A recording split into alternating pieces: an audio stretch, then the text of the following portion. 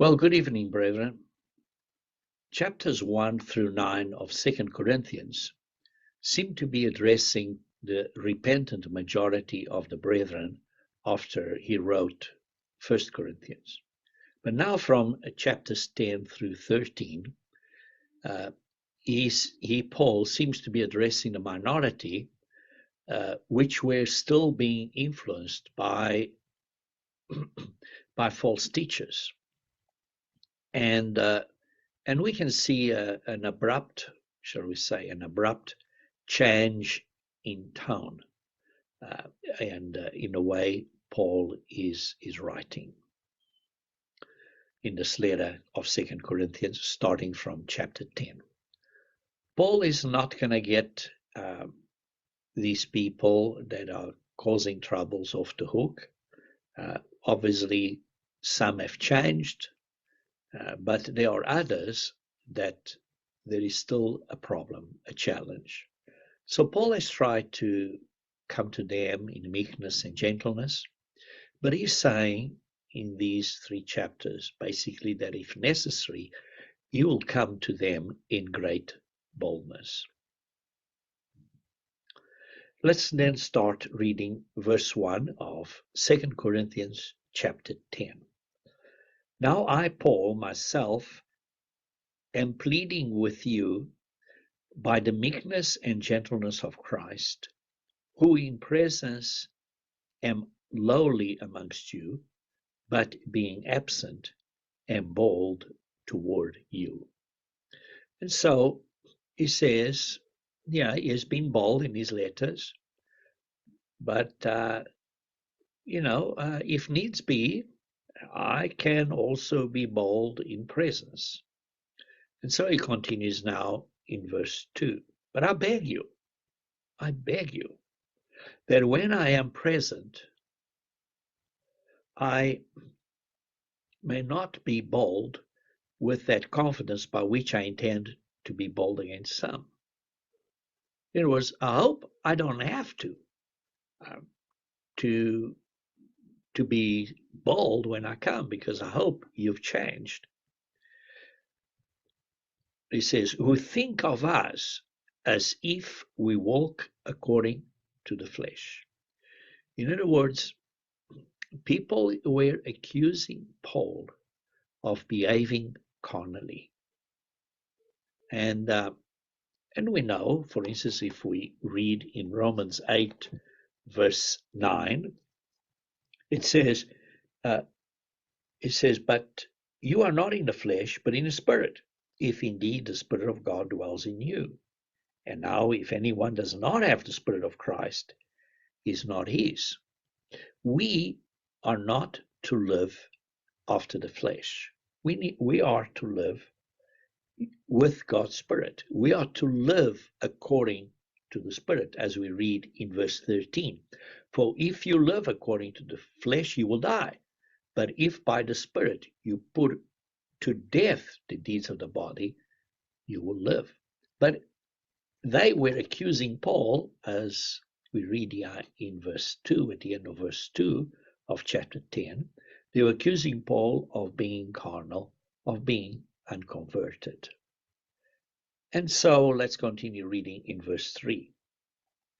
For though we walk in the flesh, we do not war according to the flesh. In other words, we have a physical body, and so we are walking with a physical body of flesh. That's what we are walking. But we're not fighting spiritually according to the flesh. We do not war according to the flesh. That's what it says. We're not fighting with people. Quite often when we have issues and problems, it's easy to take it against people. It's so natural. We just start hitting people back. But he's saying we are in a spiritual battle. Therefore, our weapons are not physical, but spiritual. That's what he says. For the weapons, he says here in verse 4, for the weapons of our warfare are not carnal. They're not physical. We're not fighting people. We're not taking machine guns and hand grenades and tankers and fighter planes and war drones, whatever it is. Our weapons for our warfare are not physical, are not carnal. Our weapons, our war is with spiritual weapons that are mighty in God for pulling down strongholds. So where's our war? Where's our big fight? Where's our struggle taking place? In the mind, in our minds. So we struggle against the flesh, against the pulls of the flesh. We struggle against powers of darkness. We struggle against society. Look at 1 John chapter 2, verse 16. 1 John chapter 2, verse 16. He says, "For all that is in the world, the lust of the flesh, the lust of the eyes, and the pride of life, is not of the Father, but is of the world." We have these carnal things that we are struggling against. You see, we don't use machine guns to destroy these things that affect our mind. We can't just take a gun and shoot ourselves, because what happens is just dead. But we have not overcome the problem. We have to overcome the problem. So our weapons are not carnal, as it reads here in verse 4. The weapons of our warfare, 2 Corinthians 10, verse 4, are not carnal. We are not fighting the flesh. We are using mighty weapons in God that come from God. It says, for pulling down strongholds. Strongholds. For pulling down fortresses. Think about it, it's like great spiritual castles. Think about the old days. I remember when, say for instance, you go to Europe, we had a few years ago, in fact, more than a few years ago, the feast in Portugal, and we had some tours and went to visit some castles, and they had huge, and they have still those castles that remain there. They have huge walls, and they're usually on top of a hill, very difficult to get to them, for the enemies to get them, and many of them had big moats around them with water.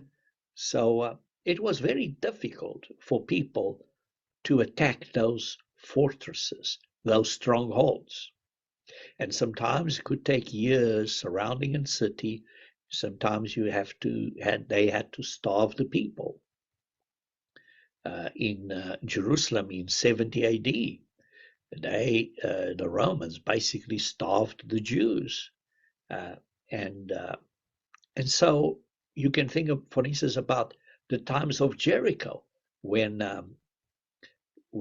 the Israelites went around Jericho. They went into Promised Land. They went around Jericho, and God pulled down those walls. And so when he's talking about strongholds, that's what it means, those huge barriers that you and I have in our minds that we have to pull down. And so God gives you and I spiritual armor and spiritual weapons to fight our minds, our carnality, Satan and his demons, and the society. Now let's just look at, for instance, at 2 Corinthians chapter 6, verse 7. 2 Corinthians chapter 6, verse 7, it says, by the word of truth, by the power of God, by the armor of righteousness on the right hand and on the left. You know, God gives us that armor, whether it's on the right or on the left. God gives us that armor to fight whatever is affecting us. So God gives that armor. We know in Ephesians chapter 6, starting in verse 10, it talks about that it says, finally, my brethren, be strong in the Lord and in the power of his might.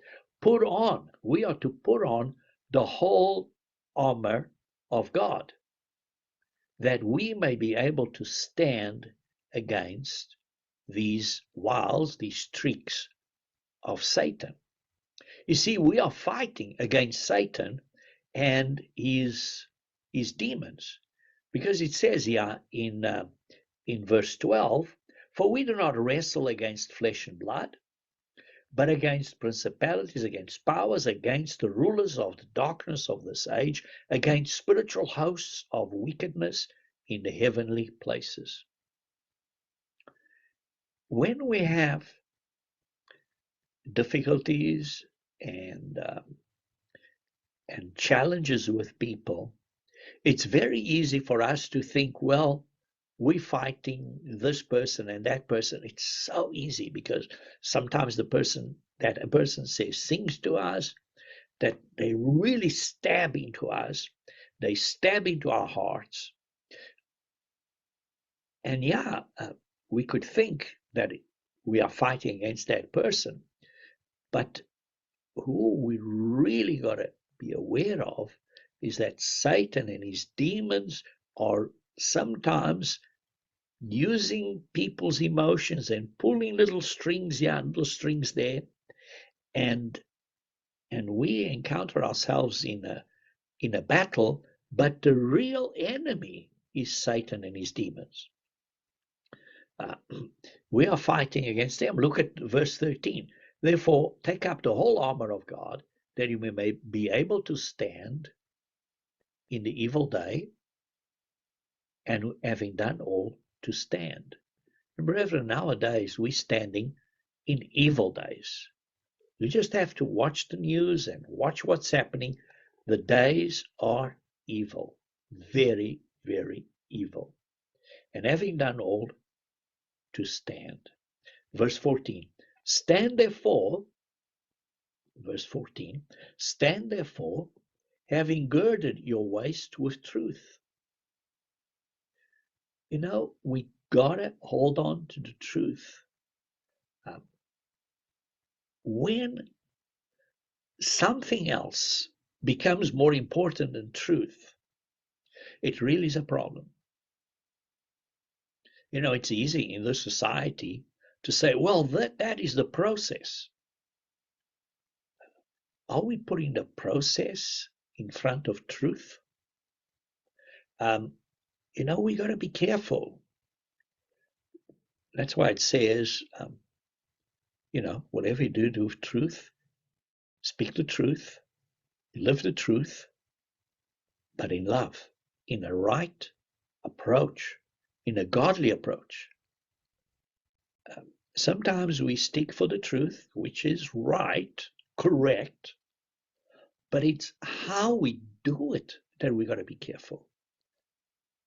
You see, we have to stand for the truth, but in a loving, kind way. And that is challenging. That is difficult. So he says, well, stand, having girded your waist with truth, having put on the breastplate of righteousness, doing it in the right way, you know, justice, mercy, and faith. You know, that is God's righteousness, with justice, yes, doing it correctly, but having a spirit of mercy. You know, you think about in the Holy of Holies, there was the ark. Inside the ark, there was the law, but above the ark was the mercy seat. And so quite often we need to think, and we need to make sure that we got to do things right, but we got to do it in a loving, merciful way. And often it's not easy. Anyway, breastplate of righteousness, having shod your feet with the preparation of the gospel of peace. In other words, we got to walk in a way that produces peace. And the meekness of wisdom, what it talks about in James chapter, at the end of James chapter 3 and beginning of chapter 4, at the end of chapter 3 of James, it says the meekness of wisdom, and that leads to peace. That leads to peace. And then he says, why are there wars amongst yourselves? Because you lust to have it your own way. And it's a very powerful statement there. So we really have to have the way we walk in a way which is along the good news that will bring peace. Verse 16, above all, taking the shield of faith. We got to have absolute trust, faith, which is more than trust, but it is an absolute trust in God, because he does not lie, that he will intervene. A shield of faith, by which you will be able to quench all the fiery darts of the wicked one. In other words, all the doubts, fear, uncertainty, and doubt. I usually call it just fear, F, uncertainty, U, and doubt, D, FUD. It's we got to fight those darts of the wicked one. And take the helmet, verse 17, of salvation. Our hope of salvation. We got to keep that in our minds. It's a helmet. The hope is like an anchor. It's a helmet that protects our minds, and we got to keep our minds continuously focusing on salvation, which is the hope that we have. And as part of the armor of God, says, and the sword of the Spirit, which is the Word of God. You see, the sword of the Spirit, the Word of God, is the only offensive weapon we have. Everything else is defensive, to take blows. But our battle needs to be won, needs to be fought with the sword, the Bible. That is why it's so important for us to be studying and reading the Bible daily. It is so important. And so let's go back to 2 Corinthians chapter 10, verse 5. 2 Corinthians chapter 10, verse 5, it says, casting, putting down strongholds, casting down arguments and every high thing that exalts itself against the knowledge of God, bringing every thought into captivity to the obedience of Christ. So what are these fortresses? Because we are putting down these strongholds, these fortresses. One of them is arguments. Arguments. And every high thing that exalts itself against the knowledge of God. Brethren, I think it's time for us to really think deeply about arguments and things that exalt themselves against the knowledge of God. In this world of internet, we are full of fables and false things and endless arguments and things that just lead people the wrong way. Let's just take a little review of how Paul was instructing Timothy in his pastoral letters to Timothy about certain issues that Timothy, as a young minister, needed to be aware of. And let's start in chapter 1 of First Timothy, and it's in verse 3. It says, that it says, as I urge you when I went to Macedonia and remain in Ephesus, that you may charge some that they may teach no other doctrine. And then look at it. Nor give heed to fables. Do not give heed to fables. How many fables are there today? I mean, in today's terminology, it's just, you would call that just fake news, false knowledge, just endless genealogies. Today it would be like endless arguments about things that are really useless. You can think about many arguments that people have today that just are not sound, are just not sound. I don't want to get into start listing them, but God's Holy Spirit is a spirit of a sound mind. And some of these things that sometimes it's even people in the church bring about, some of these arguments and some of these ideas, they're not sound. And then it says, these fables and endless genealogies which cause disputes, they cause arguments. And then it says, rather than godly edification. These weird little things circling on the internet and in social media that have no sound foundation. It's not sound doctrine, not sound teaching. Wow. They just cause disputes and not edification. They do not build the church. They destroy edification, which is in faith. You see, the purpose of the commandment is love. Wow, that is a powerful statement. The purpose of the commandment is love.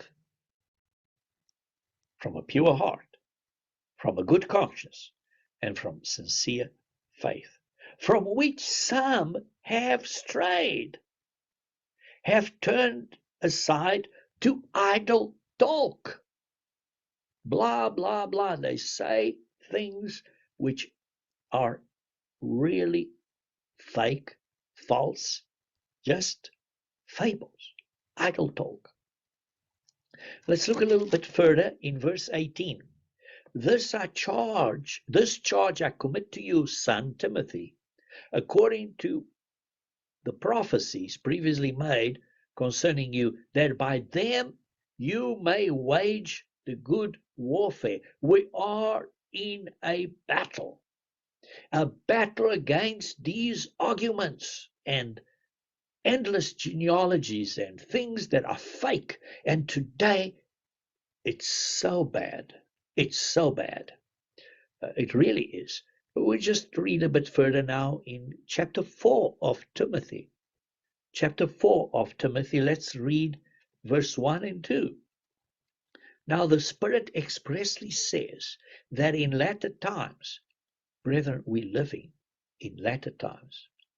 Brethren, I have the strong feeling that we are at the edge of very serious times. Very serious times. So, God is giving us various warnings, and we just have to open our eyes. Things are serious. But in this latter times, some will depart from the faith. Some will depart from the faith. Just recently, I was saddened by some people in Brazil that just told me, sorry, I just don't want to continue anymore. The struggles are too much. They are not saying that this is not the truth.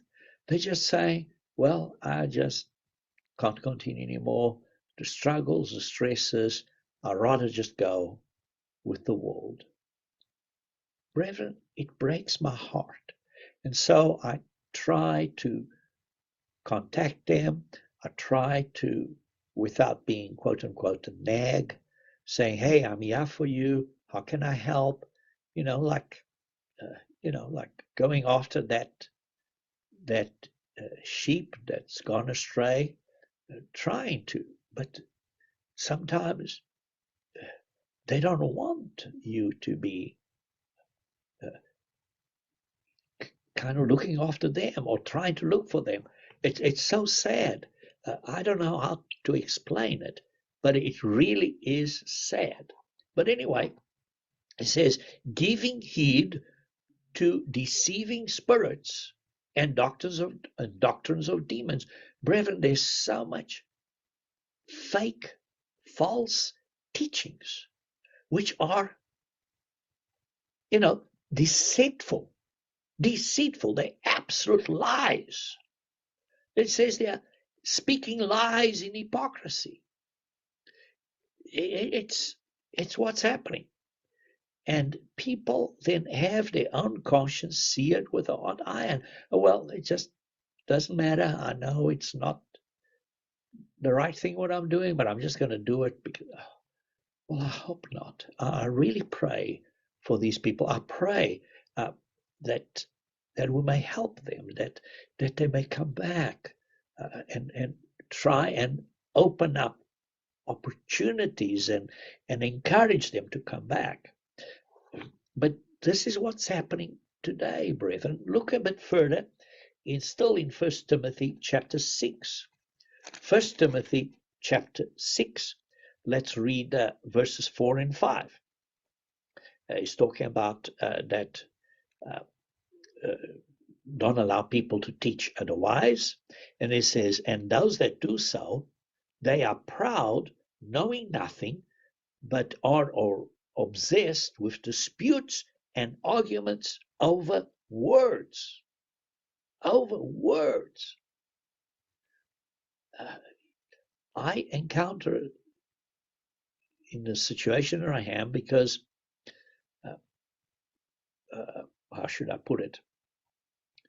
As a minister responsible for an area where I get all the people questions that are starting to come into the church, or they're starting to know about the truth. In other words, all the what should I call it? The equivalent of the original mail processing and questions of people that have their different ideas, and they argue about words. Words. It's unbelievable. And they argue about words. And that it is disputes and arguments over words. No, but this meaning of this word means this. Now, of course, that word can mean that, but can mean something else. But when we look at doctrine, we got to look at direct, implicit, biblical statements. Not, well, this word could mean this, and because it could mean this, therefore, we've got a whole complete doctrine. They argue about words. And then it says here, from which come what? Envy, strife, reviling, it was slandering, bad speaking, evil suspicions, useless wranglings of men of corrupt minds and destitute of the truth. They are destitute of the truth. So we got to be careful because you and I live in a society that are so many false things affecting us. And so we got to be careful because we are fighting a spiritual warfare. These things are coming into our minds, into our environments, into our homes, coming into our children, and our children, whom we try to raise up in a godly way, in the right way, and they're being influenced by this continuously pushing of the world of Satan, of society, and their minds are being affected. We need to pray, brethren, for our children. Our children are struggling. There's a lot of stresses. Our children and grandchildren. And some of you know very well I'm talking about, because you probably are looking at your own children and says, how can I help? But the point is, you don't want to. It's a very what is the word? Tight equilibrium, because you want them to come to the truth. You want to encourage them, but you don't want to chase them away. You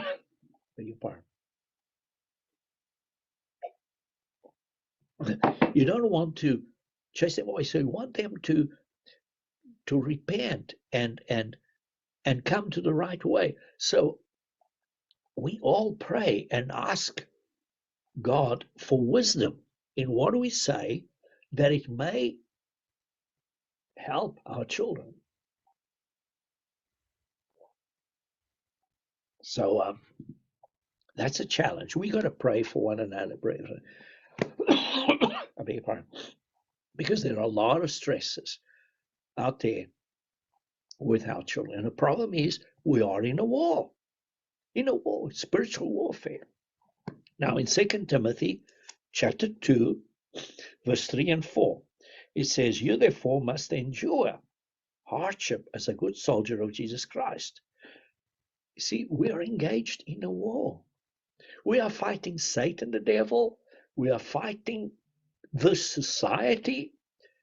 And for instance, children go to school and hear all these things, and hear peers and friends saying things that are ungodly. Sorry. And really, it is an issue. We need to pray for our children, please. We need to show them that we care for them and that help them to live and come right, and that God will help them. And I'm not saying that they're wrong. I'm just saying that sometimes they're just influenced the wrong way. They may come across to some people, well, they just something wrong with them. But brethren, we need to help, because they are in need of help. They need our help. We need to help them. We need to be helpers of their joy. Now, continuing in 2 Timothy chapter 2, verse 14, remind them of these things, charging them before the Lord not to strive about words of no profit, or to no profit, to the ruin of the hearers. Yeah, these words, these ideas, these things that you watch in the news and politicians are saying, and groups of people are saying, that seem to be masses and masses of people that are false, and they're not godly. And so they're not to any profit, but they are ruining the people that are hearing them. And so that's why I say, it says, you be careful. Look at verse 16. Shun profane and idle babblings. Again, empty chatter, worthless, foolish talk, talking absolutely, some of the things people say are nonsense. Nonsense. And then he says, and verse 17, and their message will spread like cancer. Well, these things spread like wildfire, like cancer. It's just, we got to avoid that. And that's why it says in verse 23, it says still in 2 Timothy chapter 2, verse 23, avoid foolish and ignorant disputes, knowing that they generate strife. They generate strife. And look at verse 25 and 26. In humility, correcting those who are in opposition.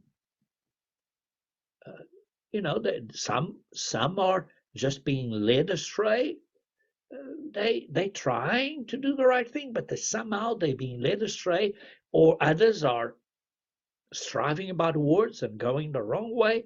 And what do we need to ask God to grant them to see that they need to change and where they need to change so that they may know the truth, so that they may know the truth, so that they may come to their senses and escape the snare of the devil, having been taken captive by him to do his will.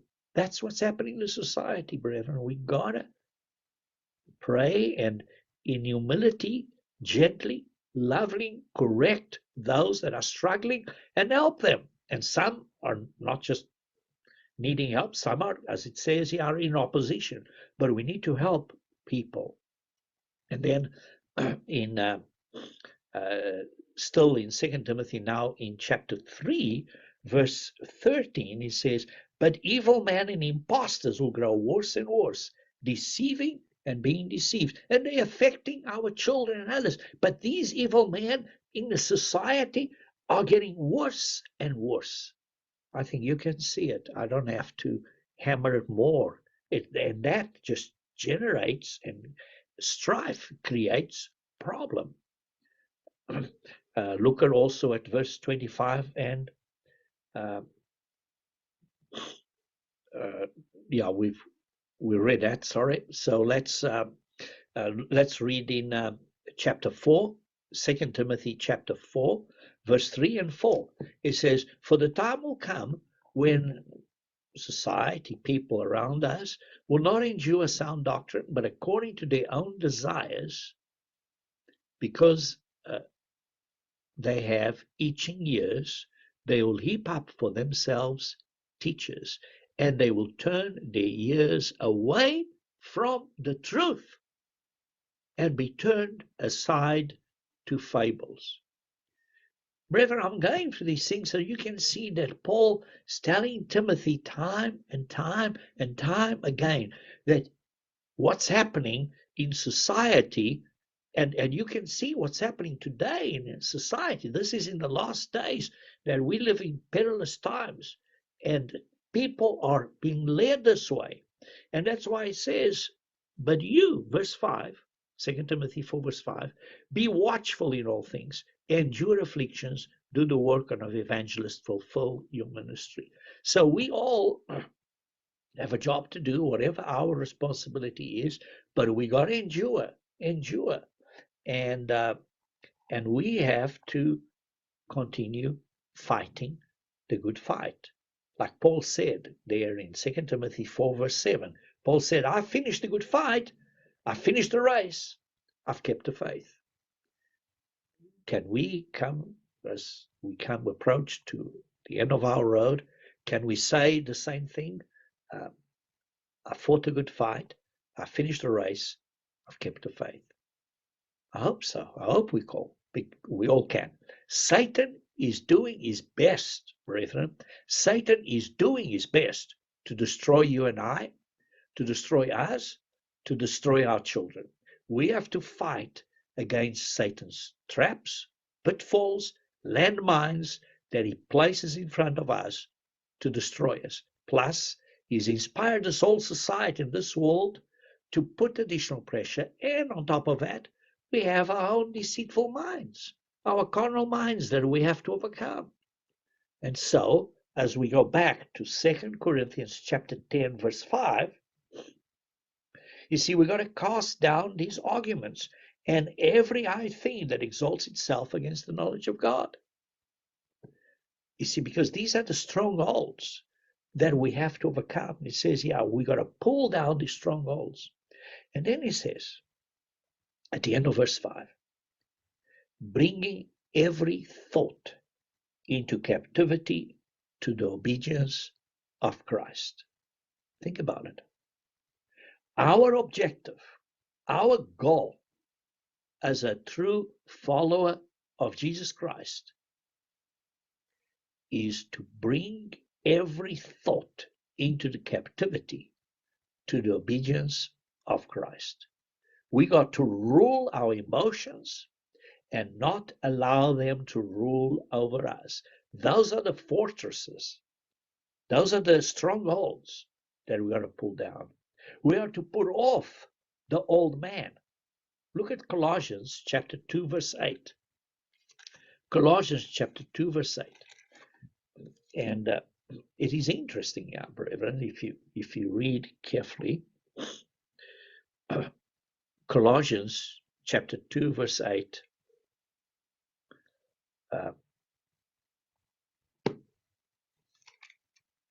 Sorry, it's chapter 3, verse 8. Sorry, that's what I meant.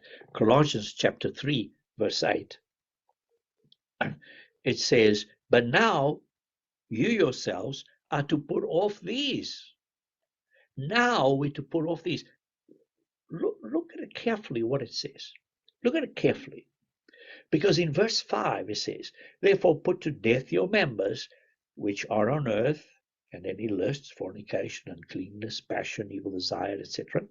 Because of these things the wrath of God is coming upon, in which you yourselves once walked past when you lived in them. So those things at baptism we should have put off. It must make sure that we've got to put them to death. But now, verse 8, we are in the church, we are baptized, and he says, but now yourselves are to put off these, what? Anger, wrath, malice, blasphemy, filthy language. In other words, things that are more difficult to overcome and put off. Things that out of the abundance of the heart, the mouth speaks, things that may be in our hearts, that what happens? Well, somebody upsets us, somebody says something, it really touches a sore spot, we lose our temper, we blow up, and we say things in anger. And then we live to regret it. Because, we say what comes just to our mind, and we say the wrong thing. I have had a situation recently. Don't want to go into too many details. It's nobody you know. But anyway, that this person exploded. A person that's baptized exploded. And his words and statements and things that he said were in his mind, he just said, I'm just being honest. I'm just being honest. But I am of this nationality, of this background. That's what I am. And that's what it is. I'm quite entitled to act this way. So he accepted. That's what it is. And he said, look, I'm not being a hypocrite. I'm just saying what I feel. Brethren, it's very difficult to work with people like that and to show them they're wrong and guide them in the truth, because they are heavily entrenched in fortresses that they have to overcome. And the question is, do you and I have some fortresses that we have to overcome as well? And it's easy to say, well, it's them, because those are, in a sense, like blatant, flagrant. You can just see it. But do we have some subtle things that we got to work on? That's why it says examine ourselves. It doesn't say examine other people, examine ourselves. So in verse 5 says, bring every thought. So back to 2 Corinthians 10, verse 5. Bring every thought into the captivity to the obedience of Christ. That's what we've got to do. And then in verse 6 says, and being ready to punish all disobedience when your obedience is fulfilled.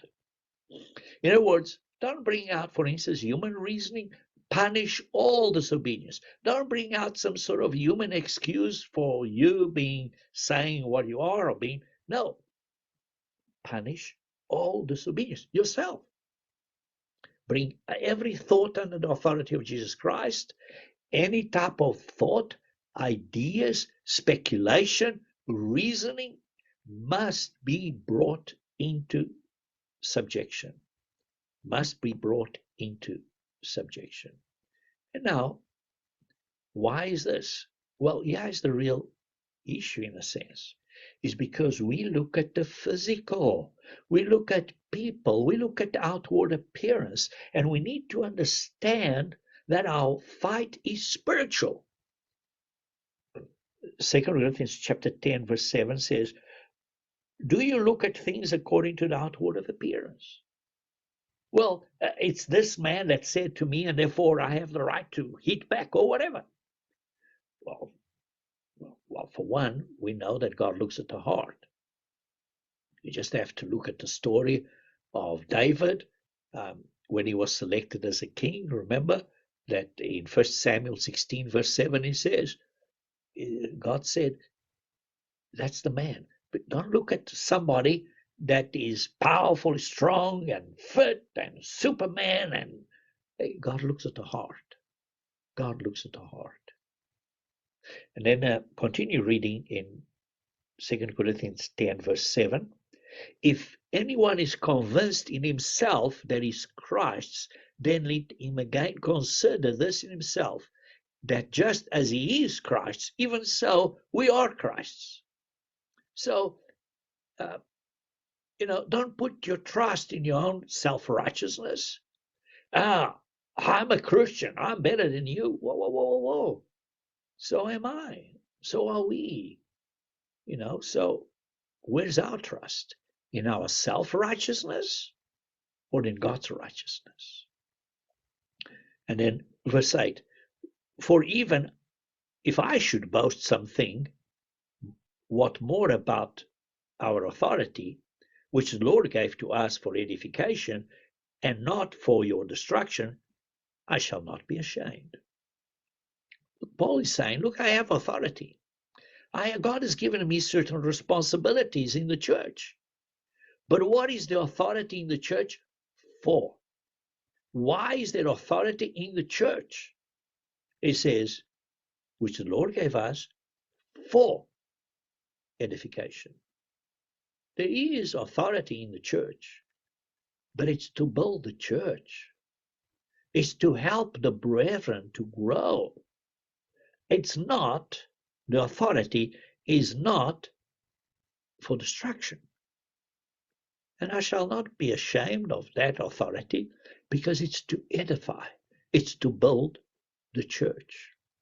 And then in verse 9 and 10 it says, lest I seem to terrify you by letters, for his letters, they say, are weighty and powerful, but his bodily presence is weak, and his speech is contemptible.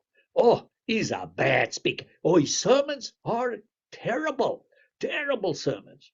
Oh, he's just not a great speaker. Oh, but he writes. I mean, I'm not saying that Paul's sermons were bad, but I'm just kind of extrapolating as people sometimes think. We got to be careful. Paul, as an individual, he says, yeah, his presence is weak. Well, I can understand that. He had been beaten. He was stoned. Maybe his face was disfigured. Maybe he looked weak and frail, physically speaking. And that's why I say, but his bodily presence is weak, and his speech is contemptible. Well, that's quite something, saying that the way he speaks is contemptible. Verse 11, let such person consider this, that what we are in word by letters when we are absent, such we will also be indeed when we are present. Don't kid yourself. I will be the same way, the same person. I'm there if needed. Now, it's better for you to be corrected by a letter than me having to correct you personally. After all, he had authority. He started a church, and then there were these false teachers that creeped in, and so he's writing letters to bring them in line. He brought 1 Corinthians, and And yeah, a number of them repented. And in the first 9 chapters, he encouraged those that repented. But now, starting from chapter 10, he's saying, hey, some of you got to come in line. And if you don't come in line, I'll go there. But rather come in line before I go there. Verse 12. For we dare not class ourselves or compare ourselves with those who commend themselves. In other words, the problem was physical, that they were comparing themselves with themselves. They're comparing, I am better than you. I am this, that, that. And he says, and comparing themselves amongst themselves are not wise. Are not wise. Brethren, I've seen this being done amongst various church groups. Some church groups says, oh, we are Philadelphians, but those people are Laodiceans. They don't have the right form of government. Criticism. Brethren, I believe this is God's church. That's why I'm here. But we are not defining any other group. God is able to work through other people as well. There are converted people everywhere. We are not defining other groups. You go and ask them. We should not compare ourselves. We don't know talents that others have. The beauty about it is God does not judge us by somebody else. God judges us by what we do with what we have. And that is fair. Therefore, we don't have to compare ourselves with somebody else. Or you don't have to compare yourself to another person. You and I only compare ourselves to God. In fact, Christ, which is in the image of God. He is the one we have to imitate. Christ is the fulfillment, the end of the law. Look at Romans chapter 10. Romans chapter 10. Oh, I know people take this verse and twist it. But in Romans chapter 10, verse 1 through 4 says, Brethren, my heart's desire and prayer to God for Israel is that they may be saved. For I bear them witness that they have a zeal for God. Oh, I bear witness there are some people there that have a great zeal for God, but not according to knowledge. For they being ignorant of God's righteousness. This is important. They being ignorant of God's righteousness. They seek to establish their own righteousness. In other words, they seek to establish their own self-righteousness. And they've not submitted to the righteousness of God. Because or for Christ is the end of the law for righteousness. Oh, you see, the law is ended. No, that's not what it's saying. Christ is the end. Christ is the fulfillment. Christ is the objective of the law. You see, Christ fulfilled the law. It doesn't mean now that because he fulfilled the law, we don't have to obey it. But he is the example of how we need to be because he fulfilled the law and we're going to follow him to fulfill like he did. He is the end of the law. He is the ultimate objective, purpose, standard that we need to compare ourselves against. Look at Matthew 5, another scripture often misinterpreted by this world. And I know you know what it means, but let's just re-emphasize it again. Matthew 5, verse 17 and 18. Matthew 5, do not think that I came to destroy the law or the prophets. Christ did not come to destroy the law or the prophets, but to fulfill. He fulfilled it. He fulfilled the law and he fulfilled the prophets. Now, obviously, it means he obeyed the law.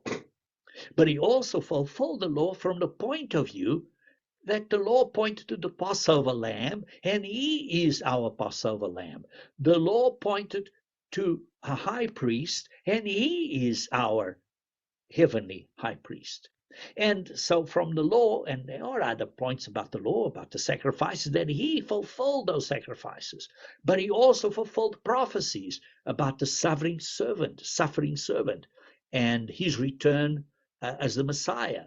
And ultimately, he achieving the great plan, which is prophetic, of making us children of God in the kingdom of God. That's why Christ said in John 14, verse 6, I am the way, the truth, and life. He is the ultimate standard. We don't compare ourselves with ourselves.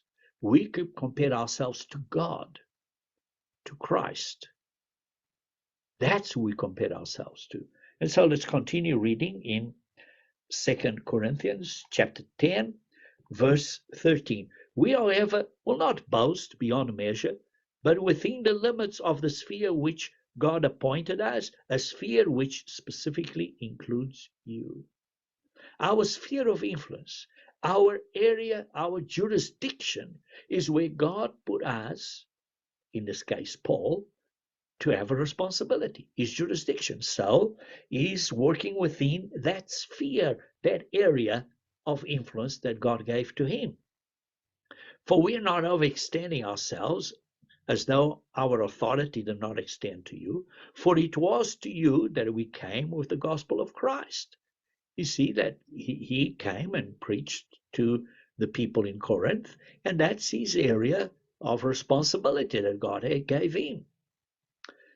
Look at it, verse 15, not boasting the things beyond measure, that is, in another man's labors, but having hope that as your faith is increased, we shall be greatly enlarged by you in our sphere. He didn't go to the areas where Peter was preaching. He stuck to the area that he was given a responsibility to look after by God. Verse 16, to preach the gospel in the regions beyond you. And not to boast in another man's sphere of accomplishment. So he wasn't going where Peter was preaching. And basically, we only have responsibility where God's given us that responsibility. What happens today is a lot of people sometimes they don't have a responsibility in a certain area, but want to tell you how to do the job in the area that you have a responsibility. And they come to the minister or the pastor says, well, you should be doing it this way or should be doing that way, when they themselves might not be doing their own job. And so you say, hey, our job is our sphere. We got to do our job. And verse 17 and 18 says, but he who glorifies, let him glorify in the Lord. For not he who commends himself is approved, but whom the Lord commands. It is God who praises, and his praises is what matters.